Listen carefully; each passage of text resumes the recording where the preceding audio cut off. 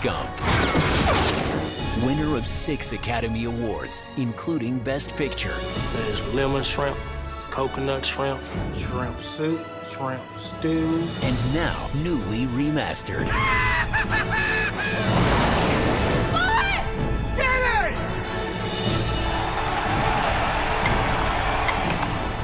My mom always said life was like a box of chocolates. You never know what you're going to get. And a hearty welcome and happy Saturday to one and all. We're back in the studio for episode 236 of the Confessions of a Not So Dangerous Mind podcast. I'd like to thank you all for spending some of your Saturday morning with me here in New York. Once again, we're going to skip past all that promotional jazz and get right to the guts of the episode. So today marks the 30th anniversary of Forrest Gump, which opened in theaters on July 6th, 1994. Incredibly, 3 decades ago. Now, Forrest Gump would seem now to be an obvious runaway box office hit, certainly a movie that so many people would count among their favorites, certainly a Tom Hanks classic performance, Bob Zemeckis, a great filmmaker. Well, if you're asking me best Bob Zemeckis film, I'm going Back to the Future, but Forrest Gump, I think, is a very high quality piece of work. But I always found this interesting. Every major studio in Hollywood passed on Winston Groom's novel twice. So we can sit here in Monday Morning Quarterback and say, well, of course, obviously it was destined to be a hit given the cast, the pedigree. Well, people in Hollywood didn't think so. And the interesting thing is they were right about one component of why they passed. It was too specifically an American story and would not play overseas. That was a major stumbling block. I don't know that they would have phrased it that way, but it was a major stumbling block because the big studios are always calculating what might we do overseas. And there are movies, such as I recently discussed on the channel, the Steven Spielberg War of the Worlds, which it kind of underperformed slightly in the United States, maybe because Tom Cruise was off doing wacky Tom Cruise shit. But the film fucking crushed it overseas. And it ended up grossing $600 million. Forrest Gump, there was no way to expect that anybody would go see it. You could have the greatest French movie of all time, and it opens over here, and the film just deals with the history of France and various bullet points of historical events in France and one character at the center of it. No one fucking cares what the Frenchies were up to in 1964. Who gives a shit? So they were right about that, but they were wrong about how much of an imprint and impact it would have on American audiences. Premiere Magazine, in their 1994 summer movie preview, they had Lion King and True Lies. Flip a coin. The predictions were those were going to be the 2 highest grossing films of the summer of 1994, which had, some other big hitters like Mel Gibson's Maverick, which was kind of cute. You had James Garner and Jodie Foster. But City Slickers 2 was expected to be a big hit. Bombed. It just wasn't that good of a movie. Eddie Murphy, Beverly Hills Cop 3, not very good. The Mask was expected to be a bigger hit than Forrest Gump, and The Mask ended up being an enormous hit. But Premiere Magazine had a top 20, their predictions for box office grosses, and it had Forrest Gump in 11th. 11th! And they mentioned in the article, preview audiences were a little bit confused and didn't know if the movie would have a big enough reach to justify the expenditure. So Forrest Gump and Lion King and True Lies did end up being all 3 enormous hits, and Forrest Gump grossed close to $700 million. A humongous percentage of that from over here, not so much overseas. Now, Gump got very good reviews in the initial burst. But unfortunately, it is a film that time has not been as kind to it as other classics. The Rotten Tomatoes score is in the high 70s. Now, that indicates a film of quality, But if you look at Pulp Fiction and Shawshank Redemption, the two main competitors for the Best Picture, Best Director et al. Awards at the following year's Oscars, well, those films are closer to 100%. Forrest Gump is a very good movie, but that it dominated the Oscars in the year of Pulp Fiction and Shawshank, that's a problem. It's not the fault of Forrest Gump that it's not nearly as good a movie as either of those two, but it's a reality. And look, I saw Forrest Gump the day it opened. I went with my dad and my sister, who was around 10 at the time, and we loved it. And I can say without hesitation, I still love the movie. My thoughts on it haven't changed. But the reality is, it had no business winning Best Picture. And sorry, Mr. Zemeckis, the Best Director award should have been Quentin Tarantino for Pulp Fiction. And I think Pulp Fiction should have taken Best Picture. Shawshank Redemption is easily top 5 most beloved motion pictures ever made. But if you ask me, was it groundbreaking? Was it pioneering? Was it trailblazing and incredibly entertaining on top of that and daring and risk-taking? No. Shawshank is phenomenal. Pulp Fiction is more phenomenal because of the way that it kind of changed the game. That it felt like a studio film and an independent film at the same time, where Tarantino just had carte blanche to do whatever the fuck he wanted. And virtually every scene in that film is a home run. And my favorite film critic, and I always talk about him because of just how much he had his hand on the pulse of the culture at the time and cinema history overall. But Quentin Tarantino's Pulp Fiction, and Roger Ebert talked about this, and he referenced Citizen Kane. Citizen Kane, although it doesn't seem like a film that would have a weird structure, Citizen Kane does indeed have a strange, bizarre, nonlinear structure. And what Roger Ebert said, and he said this about Pulp Fiction also, it's to the credit of just how good Citizen Kane is at disguising where we are in the story if we drop in at a certain point after the beginning. And Roger Ebert had said, I have no idea, are we an hour into the movie? Are we 10 minutes from the end? I don't know. Pulp Fiction, he said the same thing that he had said about Citizen Kane. If you drop into the middle of Pulp Fiction, you will have to rack your brain if it's just a freeze frame of who's in this shot. Wait, this is the first scene, but it takes place about 2/3 through the... All of that adds to the film's magic. And Forrest Gump has magic. Alan Silvestri's musical score, the orchestral score, gorgeous. It is perfect. The soundtrack choices, classics from the 50s through the 80s, from Elvis Presley through Willie Nelson and others, all great. Performances right on down the line. Everybody is terrific. Robin Wright, so sincere. Jenny. And if you ask me, is Forrest Gump Tom Hanks' best performance? No, I don't believe so. I really like what he did in Philadelphia. That was his first Best Actor win. Remember, he had actually been nominated for Big back in 1988, and he lost out to Dustin Hoffman in Rain Man. But Tom won the Academy Award for Best Actor for Philadelphia. It should have been Denzel Washington. Again, if we're being completely honest, Denzel is the engine that drives that movie. And his character of Joe Miller actually grows and changes. He starts the story as a likable enough guy. Now, he's a bigot. He's a bigot. He has a problem with gay people, and he's scared of people who are HIV positive because he's ignorant. And by the end of the film, he is enlightened. He is a spiritually completed human being. And when I say that Denzel is remarkable in how he plays that, he is. I love Tom, but Denzel gave the more well-rounded performance. Tom's character, Andrew Beckett, is a wonderful guy from first to last. He gets fucked with. It's totally unfair. And it's thanks to Joe Miller that he's able to right the wrong. But character is one note. And that was a criticism that Hanks heard for Forrest Gump. Although I think from a kind of craftsmanship standpoint, I think what he does in Gump is more impressive than Philadelphia. But I'll also take his performance in Apollo 13 over both Philadelphia and Forrest Gump. And my single favorite Tom Hanks line reading in his incredible career, the very end of Apollo 13, no spoilers, as the guys are about to go through the atmosphere, and if the heat shield doesn't hold, they're going to turn into French fries, more or less. The way that Tom Hanks says, gentlemen, it's been a privilege flying with you. That's not a line that's supposed to trigger waterworks, but the gravity and the sincerity in his voice. It's better than any line reading in those other two movies, if you ask me. But Forrest Gump hit big.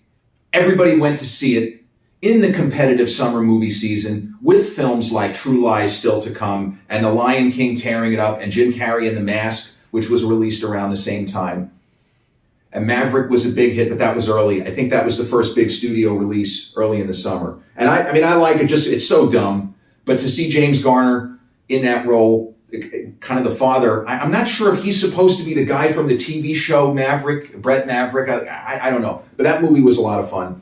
There were films that summer that just didn't hit. Penny Marshall's Renaissance Man with Danny DeVito, putting the two of them together, didn't work. It just didn't work. It sucked. It bombed. Woody Harrelson and Kiefer Sutherland, The Cowboy Way, supposed to be a big hit, also bombed. There were just a lot of misses in the summer of '94, but they got Forrest Gump wrong. They were expecting, okay, it should make money, and it ended up being like a runaway train. So for those who don't know the story, or if you haven't seen it, it's streaming on Paramount Plus if you have that, and it's free with the Pluto app, which is fine. It's just too many damn commercials. But the story it's apparently pretty close to the book. Winston Groom's novel was very dense and very long, but there's at least a decent percentage of that. And the concept, the idea of this random schmuck, basically, named Forrest Gump, who is just intelligent enough to have a normal life. Like, just barely. He's probably slightly below what would be considered dull normal IQ. He's just a little slow, but he has a good heart, and that's what carries it through. And that is something that Tom Hanks it's very easily, it comes across early. This is a good-hearted individual. Regardless of who he encounters, he is non-judgmental. His instinct is to be kind and to be helpful, and go out of his way to ask questions. And he's just presented as a really humble, decent person. And Groom's idea, which was transposed to the movie, is that Forrest Gump is not an extraordinary man. This is not a story of a great man doing great things. This is a story of a guy who probably shouldn't have even had a normal life, who achieves fame and notoriety that is baffling and extraordinary because he somehow keeps he keeps witnessing and living through humongous touchstone cultural, socio-political events. And he may not change much from them, but he is present for them. And this is where the movie was released at a very particular time in American history. People seeing it today, some of the stuff with Jenny, you're like, oh, this is bullshit. Right, we can get into the political stuff. That's great. But the movie came out at a time. The Vietnam War was well in the rearview mirror, but not like it is now. And I can tell you, seeing that film 30 years ago, when they go to Vietnam, and it's some of the most incredible Vietnam footage of any Vietnam film, and this movie only has one segment, like 10 to 15 minutes of the movie set in Vietnam. But it's every bit as edge of your seat, holy shit, what's going to happen here, as your Full Metal Jacket or Platoon, We Were Soldiers, or like that style of combat film. But the soundtrack, the use of the music of the 60s as they're in Vietnam, and making jokes about Elvis, and Forrest Gump gets to go to the White House, and they use some real archival footage, and they kind of match Tom Hanks with Lyndon Johnson. I think the boy said he's got to go pee. But the single biggest laugh in the movie for something that was not like a joke, or for example, when Forrest Gump seems to say shit happens, and then all of a sudden it's a bumper sticker. That was a big joke. But the single biggest laugh in the film was a major historical event, which was now 2 decades in the past. That would now be 5 decades in the past. This won't land the same way for someone under 35 watching this movie. Now, we're in theaters, and I forgot why Gump is in D.C., but Gump is staying at a Washington, D.C. hotel, which we realize is the Watergate Hotel. And he is awakened by some idiots flashing flashlights elsewhere in the complex, and he calls the police. And we instantly realize, holy shit, Forrest Gump is the one who called the cops on the plumbers, or whatever they were called. G. Gordon Liddy and his buddies who were raiding Democratic national offices. Forrest Gump. That was enormous, almost screaming laughter for a historical event that was 20 years in the past, because the movie had already gotten into this rhythm that Gump will witness every important piece of history that you could shake a stick at and a lot that you can't. And as I say, I was with all of it. I didn't see the film at the time as problematic, and I watched it a couple of years ago from start to finish. Okay, there were a couple of things that maybe I would have taken issue with or should have taken issue with that I didn't. Some uncomfortable moments and say, okay, well, maybe they wouldn't make it this way today. But a film is a product of its time. It is a product of its filmmaker. And I'm certainly not going to Monday morning quarterback. Yeah, I can say, all right, well, I don't like this particular scene, or this played better in 94. Yeah, a ton of that movie played better when all audiences seeing it for the first time have some idea what the fuck they're talking about. The Watergate break-in makes no sense to most people. They wouldn't immediately identify where they are and why this is important unless they already knew the history. And I knew the history because I was taught the history. Maybe they're not teaching it now. Films are products of their time. And in the case of Gump, it's a little trickier because it's a 30-year-old movie that is still set in the past. So it has the period trappings and the period details. But as somebody that spent a significant amount of time in film school, poring over films, P-O-R, not P-O-U-R, but poring over films to try to discern socio-political intent. Like, okay, My Darling Clementine, the Earp gang, they're supposed to be the U.S., these guys are supposed to be the Nazi, like you can drive yourself crazy doing this sort of stuff. But just to be entertained by a good story and compelling characters, it's still good. This movie didn't suddenly, oh, now it sucks. There are certain movies that don't play anymore at all where it's like, oh my God. You try to watch Saturday Night Fever, a film that was thrilling and exciting and something different when it came out, and John Travolta. Try to watch the movie now and you think that it's a parody. It's like, well, this is supposed to be for laughs, right? The accents, the hair, the clothes. No, that's pretty much how it was in the late 70s. I don't see Gump that way. But also, even as somebody who, for example, Dirty Harry is a movie that I have seen probably more than Forrest Gump. If you want me to explain to you why Dirty Harry is actually a very liberal film, politically, I can do it. If you want me to explain how Dirty Harry is a far-right film, I can do that too. So when I look at Forrest Gump, I can have the same kind of arguments, and these, again, unless somebody really has a stake in the game, to debate what the character of Jenny represents. We know on the surface level, she represents the counterculture. Forrest Gump represents mainstream to some extent. She's the counterculture. He keeps rising, she keeps getting fucked. But you could say she simply makes bad decisions. And I gotta be honest with you, when I first saw the movie, it wasn't in my head that she pretty much takes advantage of him when they, have sex. Did he really give consent? Did she kind of force herself upon him? I guess she does. Okay. If we should indemnify her cat, fine. But I didn't see that first time through. That's the kind of thing that it just went over my head because it was what he wanted, right? Desperately, his whole life. He wanted her. He wanted to marry her. But the character of Jenny she is a tragic figure. And my perception of the movie is not that the film is pointing fingers at her and saying, she sucks. That's why bad things happen. Because her father was abusive. She is a victim of domestic violence. And it makes her a sympathetic figure. She may be making terrible decisions, but unfortunately, the upbringing is informing it. And so she's not just, oh, Jenny's the worst. No, I don't see it that way. Gump probably would have been better off if he never met her. Would have saved him a lot of trouble, a lot of heartache.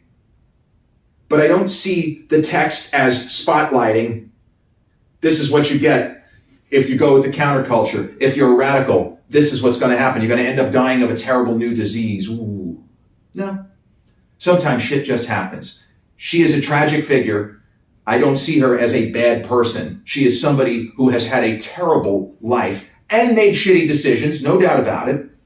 But at the same time, if she did not ever see herself with Forrest in a romantic sense, she was pretty much going to walk the earth hooking up with one fucking loser clown after another. That's just the way it goes.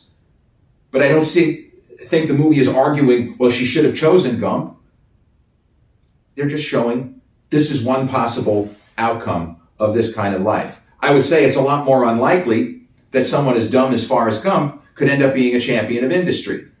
Gump got a lot of breaks, but that's kind of the point. That's the fairy tale aspect. That's the magical aspect of this film. When I first saw it, I took it at face value. Looking back on it now, the sense of whimsy and the spirit of this almost feels a little bit of an off-kilter reality because all of this shit couldn't possibly happen. Well, it did in a world of this film, and it works. I accept that there are fantasy elements to this film. No problem.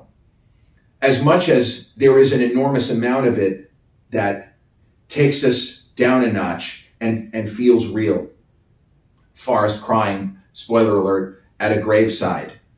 It's probably Hanks' best acting in the movie. It's not easy to do that. It's not easy to cry in a way that feels like you're actually crying and not, hey, look at me, I'm going to try to win another Oscar. It is a unicorn of a film, though. It's so unusual. And there are so many different things because the movie has stretches where it plays like a comedy. And then there are stretches where it plays like a straight up drama.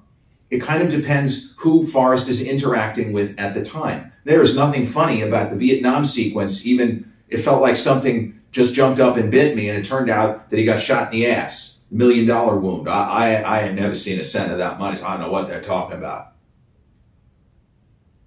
It is a lot of different things at once.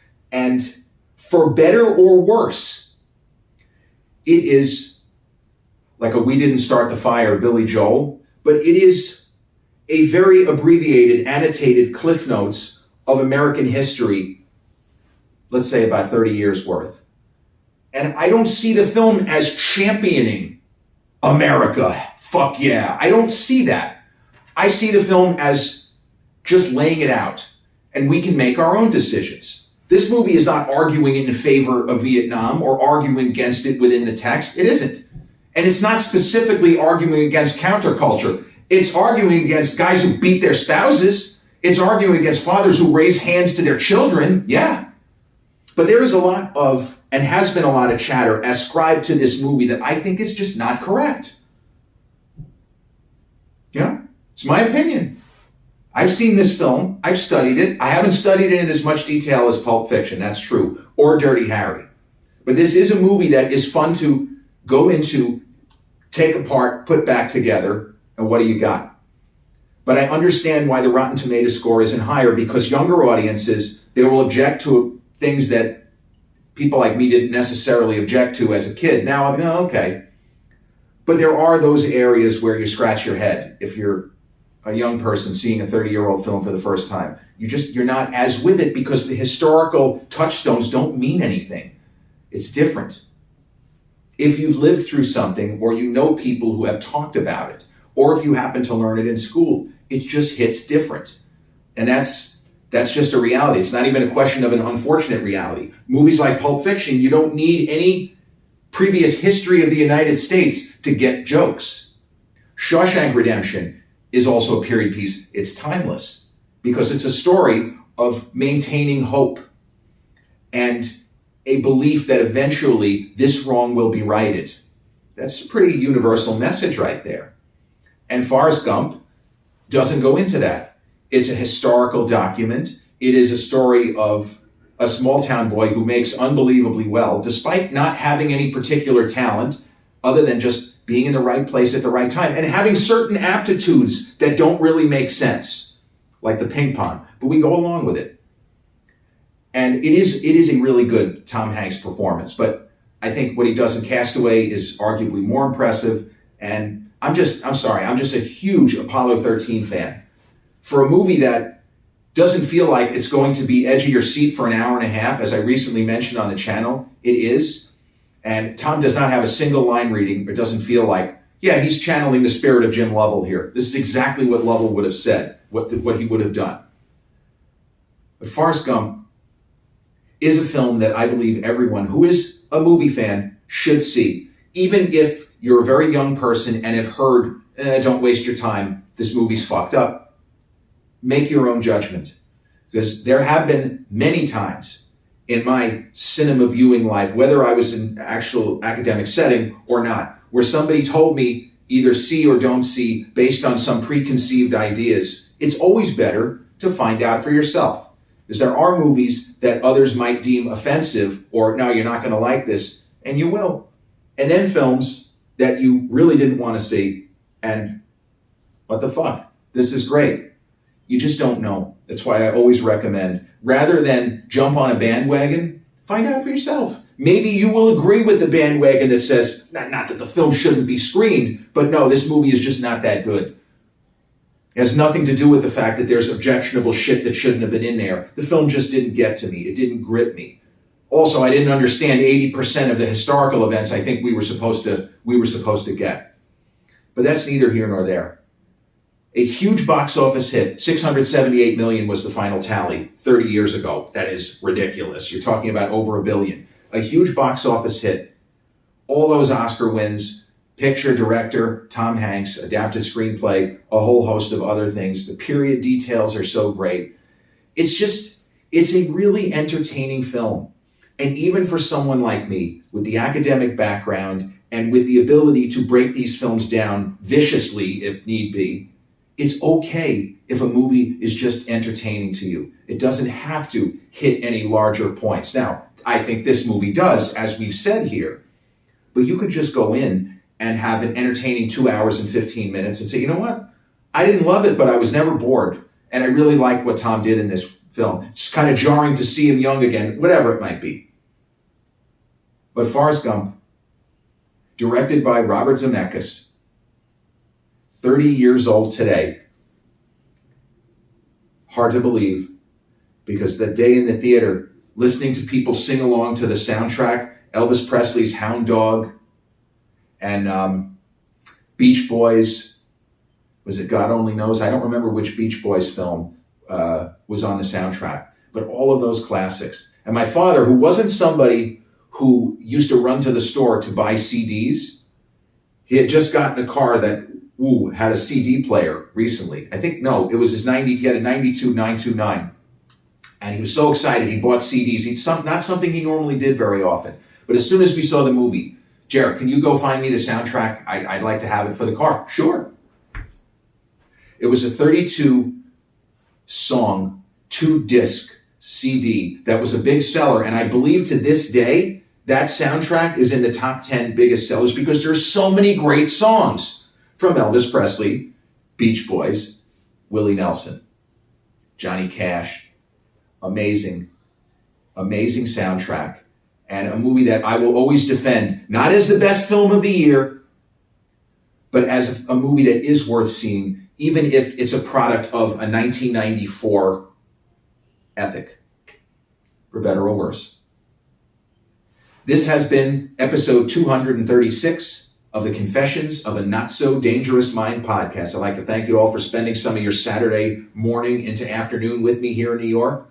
If you check out this episode on the YouTube channel, haven't done so already, please click like, subscribe, comment, share, turn on those notifications. Or if you catch this episode on the audio platforms such as Spotify or iTunes, same general rule applies. Click like, subscribe, share, and turn on those notifications. I'll be back with a new episode sooner than you think. Until then,